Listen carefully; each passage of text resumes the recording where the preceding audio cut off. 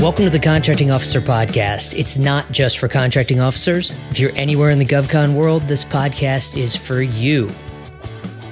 Today, we're talking about how to categorize all of the acquisition type choices that the government has when putting together their acquisition strategy.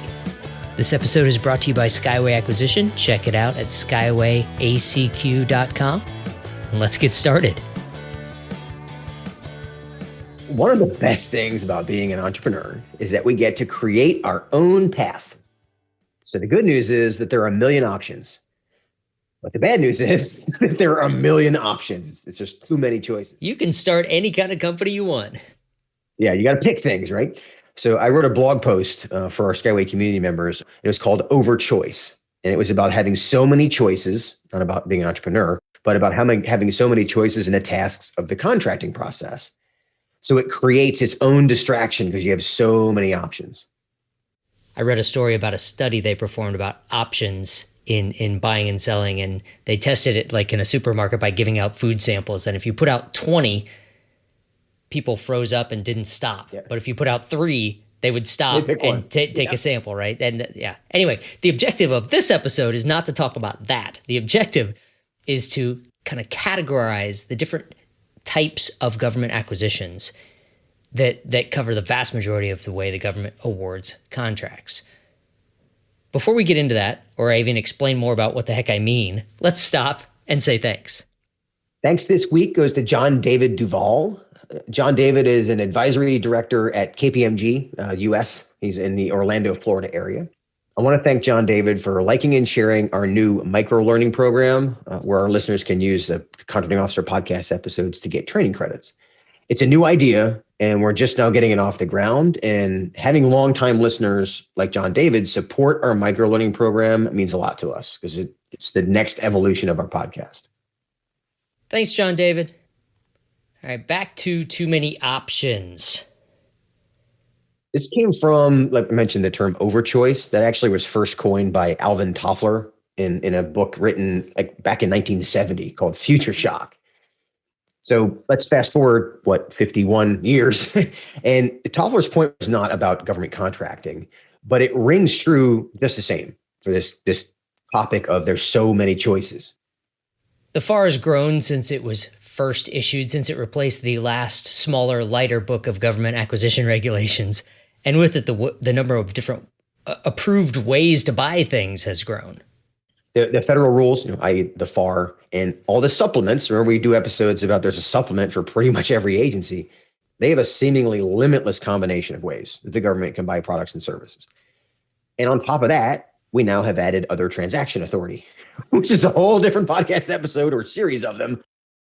On the other side, there's likewise a correspondingly complex number of ways to sell to the government, depending on what, when, where, how, and how much the government is going to buy from you and whom the government tends to buy from. We're going to try to categorize the acquisition types for you into 4 different groups, and we're calling them transactional, organizational, enterprise, and the big ones, which is kind of self-explanatory. The first broad category of government procurement strategies options are transactional. In these, the sales cycle is short, sometimes very short. The value on these tends to be under $100,000. You might buy these with a government credit card. You might do a combined synopsis solicitation. The GSA orders are very simple to do this way, purchase orders. What we're talking about is a situation where you say, I want to buy something, and you can pretty much, boom, buy it right there. Most of my experience and a lot of our content, and even my book, specifically focuses on contracts worth over $100,000. So you and we didn't live in this space a lot. Good news is some of our other former contracting officers on the Skyway team, like Shelly and Charlie and Troy and Kim, they have experience with this type of contracts, these transactional contract actions. The next broad grouping are what we're calling organizational transactions.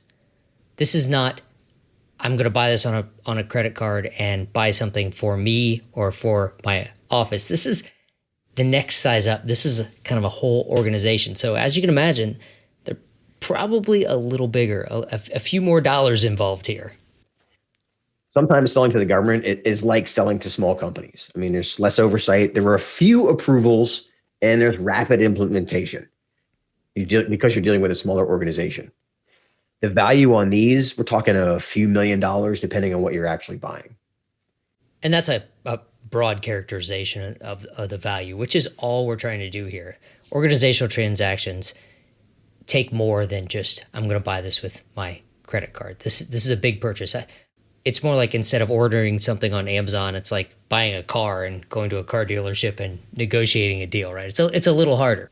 Examples for this would be simplified acquisition procedures, including under FAR 13.5, which allows for commercial items up to, I believe, 7.5 million. And then FAR Part 15, direct source 8A contracts, IDIQs, and of course, other transaction authorities, where you start to use other transaction authorities here as well. Yeah, IDIQ is indefinite delivery, indefinite quantity. And this is where the terms of the acquisition are set up in advance, but then you place orders against that or compete against that. Yes, we have a whole series of podcast episodes about that. This type of acquisition tends to feel like a business-to-business sale with notable and critical exceptions. We talked about some of those in the Stages of GovCon sale episode, which was number 318. Namely, the rules and regulations that kick in once the contract value exceeds the simplified acquisition procedures threshold, which is currently 250,000. You get over 250,000, there are some new rules that kick in. Right. If you're under the simplified acquisition threshold, awards are specifically set aside for small businesses. Once you get over that, you compete with a lot more sophisticated competitors. The way you compete might be different over the threshold. You may need to submit a full proposal instead of a quote, right? Things get a little more complex as the dollars go up. They don't have to, but they can. And the requirement to post the solicitation is broader. For example, under simplified acquisition procedures, the government doesn't necessarily have to post the requirement in beta.sam.gov, soon to be just sam.gov. Right. Whereas over 250,000, again, not always, but the rules are different. So the process to win changed. Next, we get to even bigger acquisitions, larger acquisitions. We'll call these enterprise acquisitions. This isn't just for you. This isn't just for your organization. This might be for a whole department. This might be something that the entire Air Force uses, which I always default to because that's where I started working. Could be any agency or department, not just the Air Force. Usually these have more than 7 digits in value. They tend to be bigger. They also can feel like business-to-business sale to a large organization. But again, they're bigger. They have longer processes. And we talked about this in the episode about what a complex sale. And what makes a complex sale like this at the enterprise level is that there are more people involved and they're just more steps. It's just more complexity in getting to contract award. Going back to the car sales example, a transaction, something you might buy with a credit card, and then the next step up, the organizational, is like maybe buying a car for yourself. An enterprise situation would be where you're buying a fleet of cars for everybody you know. You're negotiating a deal to buy a car for all of your friends and family, right? That is much more complex.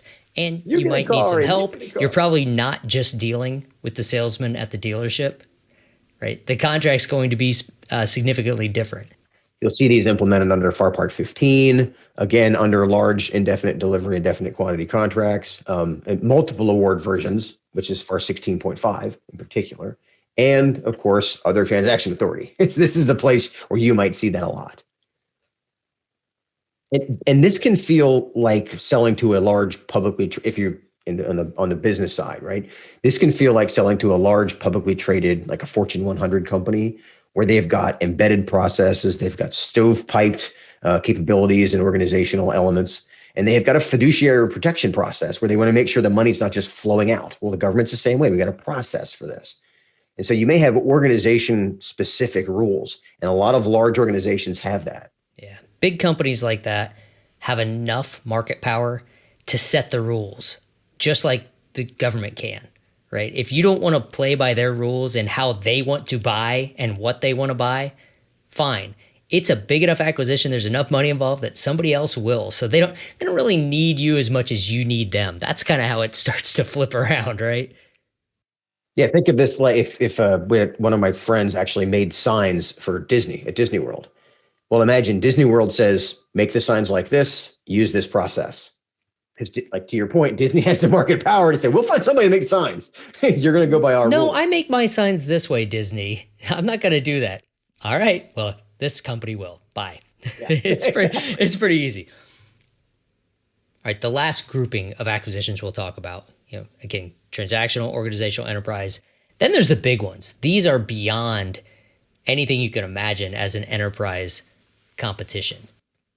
And sometimes, just sometimes, selling to the government at this level is more complicated than all of the other three types combined. I mean, I could relate each of those three types to, well, you related it to a fleet of cars versus an individual car.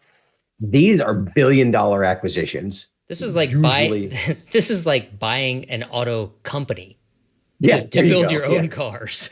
To build your own custom cars for your friends. I mean, it's just not something that happens very often. Right. And these are almost all done under FAR Part 15, although I bet if we look hard enough, we probably find one that's done under other transaction authority. Right. Yeah, we're talking billions of dollars in one acquisition here. These are the ones that take years to develop and compete and award and then execute.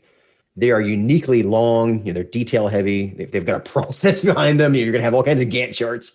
The contractor has to navigate this quagmire of rules and structures. Okay. These are the ones that feel like they're uniquely government sales. Yeah. For the big ones, the government's probably buying things that only the government buys. Particularly at the scale the government buys them. Yeah. The thing is that the fear of this type of these big ones is what often scares people out of the government market altogether. Because these are the ones, when you Google government contracts, they're big, they're on the news. Yeah, this is what people think of, like, oh, it's all this complex. It's not all this complex. The vast majority of transactions are pretty simple and fall in in that transactional or maybe organizational level of acquisition. The competitors for these big ones, they're often referred to as government primes or the primes, and you've heard of these companies. In the aerospace world, Boeing, Lockheed, Northrop Grumman, Kellogg, Brown & Root, government contractor, giant company. In most cases, these companies don't do any commercial business at all. Their products and services are only purchased by the government. And if they do any commercial business, it's a separate division. The reason is that to compete at this level and to execute at this level with all of the government oversight that comes with spending billions of dollars on you, these companies have created organizations and internal policies and procedures that are optimized for government acquisitions, government regulations, and performance on government contracts.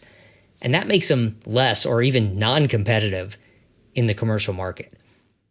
It's really hard to go from being a government contractor to commercial for those reasons you just talked about. Although you will see large businesses go from commercial and then start doing some of government work. Yeah. Because they can add a division and tweak it, like Amazon started to sell to the government. Yeah, a lot of times they stand up a separate division that is their government division so that they don't saddle their commercial division with all of the rules and regulations, policies, procedures, compliance things that it takes to be a government contractor.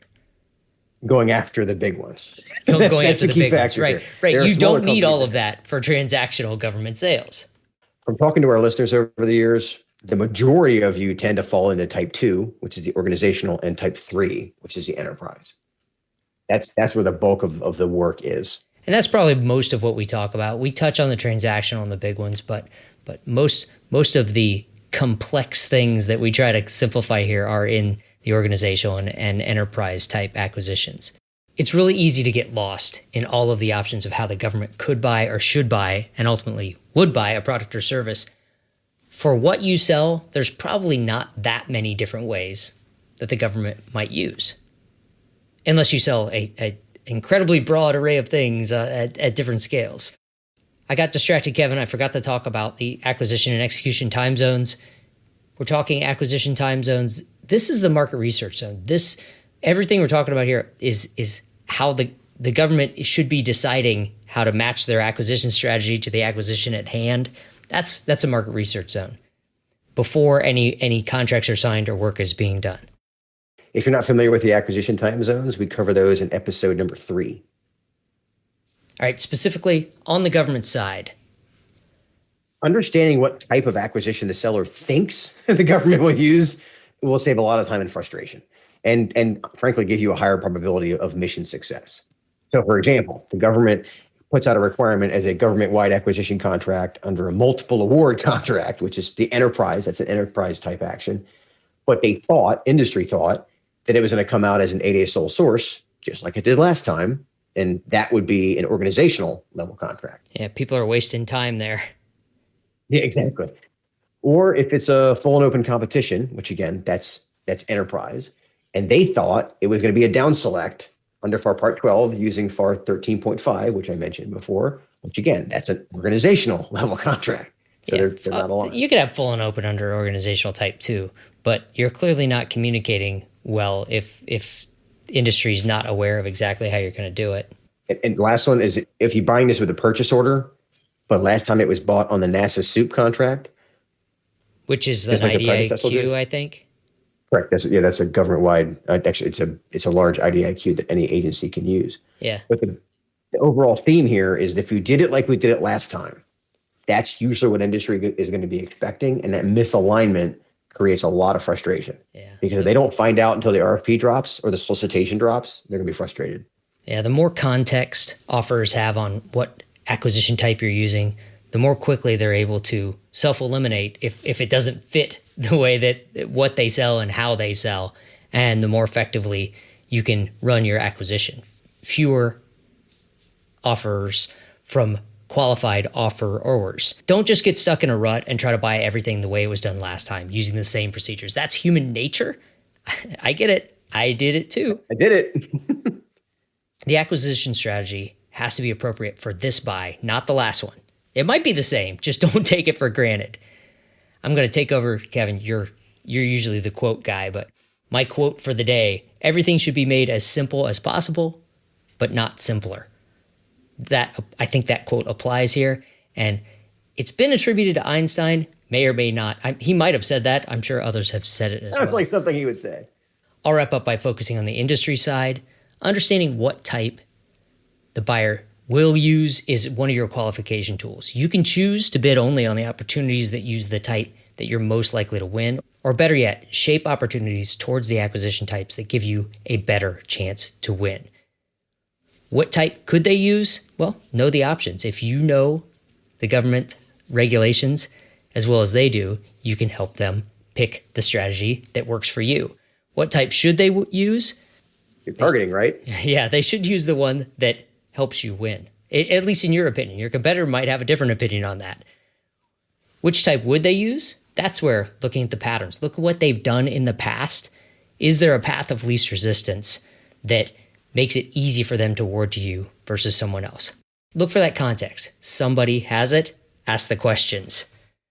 And read the tea leaves if you have to by looking through the documentation that's in front of you. And by the way, Skyway can help with that. That's what we do. All right, with that, Kevin, I'll talk to you later. All right, I'll see you, Paul. Okay, that's it for today. If you enjoy the Contracting Officer podcast and are ready to begin your relationship with Skyway's team of former contracting officers to help you understand and win in the GovCon world, go to skywayacq.com or give us a call at 877-884-5280. Thanks for joining us, and we'll see you next week.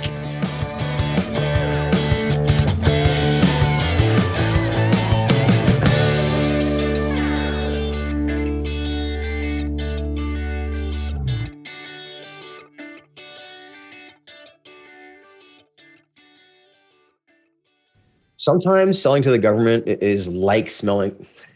Smelling? What's it smell like, Kevin? It's a whole different podcast topic there. Okay. That's funny.